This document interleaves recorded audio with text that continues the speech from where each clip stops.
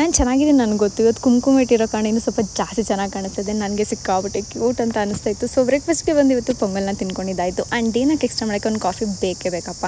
ಸ್ಟ್ರಾಂಗಾಗಿ ಕಾಫಿನ ಕುಟ್ಕೊಂಡು ಕೆಲಸ ಇರೋದನ್ನೆಲ್ಲ ಮುಗಿಸ್ಕೊಂಡು ಅದಾದಮೇಲೆ ಇವತ್ತು ಮಂಗಳವಾರ ಆಗಿರೋ ಕಾರಣ ಆಂಜನೇಯ ದರ್ಶನ ಪಡ್ಕೊಂಡಿದ್ದಾಯಿತು. ಆ್ಯಂಡ್ ಎಕ್ಸೆಲ್ ಕಲಿಬೇಕಂತ ತುಂಬ ಅನಿಸ್ತಾಯಿತ್ತು ನನಗೆ. ಹಾಗಾಗಿ ನನ್ನ ಫ್ರೆಂಡ್ ಕಲ್ತಿರೋರು ಕಾಲ್ ಮಾಡಿಬಿಟ್ಟು ಕೇಳಿಕೊಂಡೆ ಡೀಟೇಲ್ಸ್ ಅದ್ರ ಬಗ್ಗೆ, ಹೆಂಗೆ ಕಲಿಯೋದು, ಏನು ಕೋರ್ಸಸ್ ಮಾಡಬೇಕು ಅಂತೆಲ್ಲ ಹೇಳ್ಬಿಟ್ಟು ಅವಳೆಲ್ಲ ಇನ್ಫಾರ್ಮೇಷನ್ ನಾನು ಕೊಟ್ಟಳು. ಅದಾದಮೇಲೆ ಊಟಕ್ಕೆ ಬಂದು ಸಬ್ಬಕ್ಕೆ ಸೊಪ್ಪು ಸಾರು, ರೈಸ್ ಎಲ್ಲ ತೊಗೊಂಬಂದಿದ್ದೆ. ಎಲ್ಲರ ಜೊತೆ ಕೂತು ಊಟನ ಮುಗಿಸ್ಕೊಂಡಿದ್ದಾಯಿತು. ಮಳೆ ಸ್ಟಾರ್ಟ್ ಆಗೋಯ್ತಪ್ಪ. ಆ್ಯಂಡ್ ಸೋ ಹ್ಯಾಪಿ ಮಳೆ ಬಂದರೆ ನನಗಂತೂ.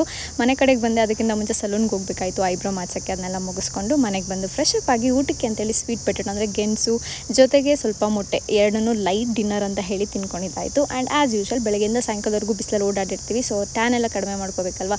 ಸ್ಕಿನ್ ಕೇರು, ಬಾಡಿ ಕೇರ್ ಎಲ್ಲನೂ ಮುಗಿಸ್ಕೊಂಡು ನಾಳೆ ದೋಸೆಗೆ ಅಂತ ಹೇಳ್ಬಿಟ್ಟು ಗೋಧಿ ಹಿಟ್ಟು ರವೆನ ಹಾಕಿ ಒಂದು ದೋಸೆ ಬ್ಯಾಟರ್ನ ರೆಡಿ ಮಾಡಿ ಎತ್ತಿಟ್ಕೊಂಡೆ. ಆ್ಯಂಡ್ ಆ್ಯಸ್ ಯೂಶುವಲ್ ನನ್ನ ಜರ್ನಲಿಂಗ್ ಎಲ್ಲ ಮಾಡಿ ಮುಗಿಸಿ ಇದನ್ನು ಎಂಡ್ ಮಾಡಿದೆ. Thanks for